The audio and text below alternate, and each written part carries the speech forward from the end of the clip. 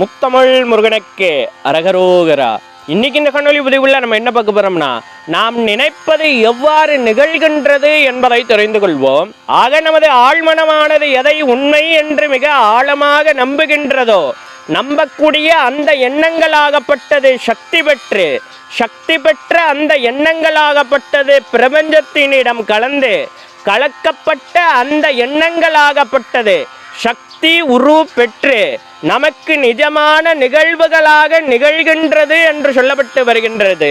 மேலும் ஒரு கூடுதல் தகவலாக, மனிதர்களுக்கு எழக்கூடிய ஒவ்வொரு விதமான எண்ணங்களுக்கும் ஒவ்வொரு விதமான வர்ணங்கள் கொடுக்கப்பட்டு இருக்கின்றது என்று சொல்லப்பட்டு வருகின்றது.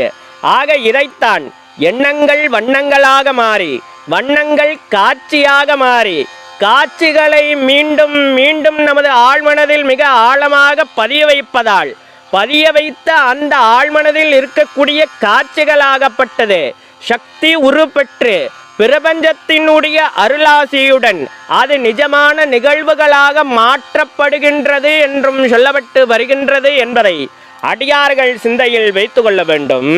அடுத்ததாக, நமக்குள் எழக்கூடிய எண்ணங்களை நமக்கு கட்டுப்படுத்த தெரிந்துவிட்டால் நாமே சக்திமிக்க ஆளுமை நிறைந்த ஆட்களாக மாறிவிடுவோம் என்பதையும் அடியார்கள் சிந்தையில் வைத்து கொள்ள வேண்டும். மேலும் நமக்குள் எழக்கூடிய ஒவ்வொரு விதமான எண்ணங்களுக்கும் ஒவ்வொரு விதமான சக்தி நிலைப்பாடுகள் இருக்கின்றது. ஆக நமக்குள் எழக்கூடிய எண்ணங்களை சீர் செய்து சுத்தி செய்து சுத்தமான எண்ணங்களாகவே வைத்து கொண்டு அத்தனையும் நன்மையாக பெற்றுக்கொள்வோம் என்று சொல்லிக்கிட்டு மேலும் ஒரு இனிய பதிவு உங்களை சந்திக்கின்றேன். இவ்வளவு ஆன்மீக சார்ந்த ஏதேனும் சந்தேகங்கள் இருந்தாலும் கூட தயங்காமல் கமெண்ட் பாக்ஸில் தெரிவிங்க. அடைய எனக்கு தெரிந்தால் கண்டிப்பாக உங்ககிட்ட காணொலி மூலமாக பயந்துக்கிறேன்.